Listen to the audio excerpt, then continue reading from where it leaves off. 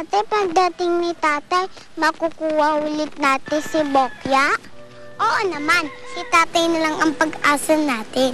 Kung hindi, kakatayin na siya, lulutuin at ihanda.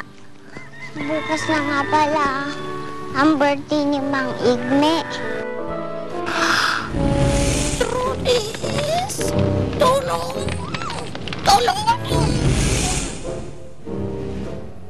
Tara, bilis! Takbo!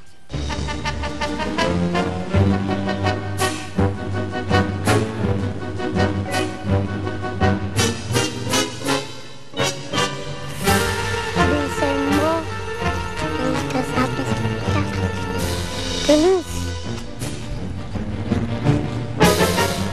Ate, anong ginagawa natin dito?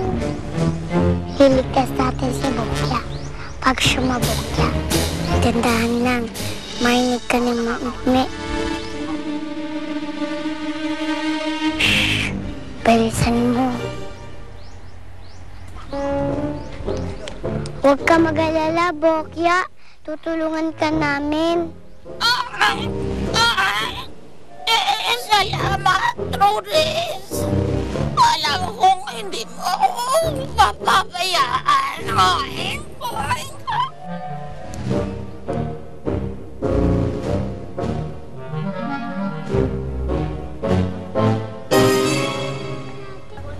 Oh, anong ginagawa niyo dyan? Bokya, takbo! Bokya!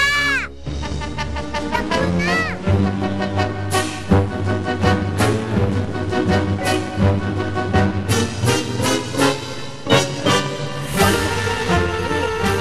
Takbo, Bokya! Takbo! Bitawan niyo ako mga bata kayo! Takbo, mga bata! Takbo! Bitawan niyo ako mga bata kayo! Bokya! Tutumbo ko kayo sa lalim niyo! Takbo! Takbo, Bokya!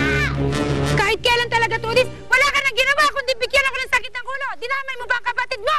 At ikaw naman, Ubeng, isa ka pa. Huwag ka nga sasali dyan sa kapatid mo. Huwag mo nga igagayan ng kapatid mo sa saway. Ate Magda! Ako na lang po paluin yun, Nay. Ako naman may kasalanan.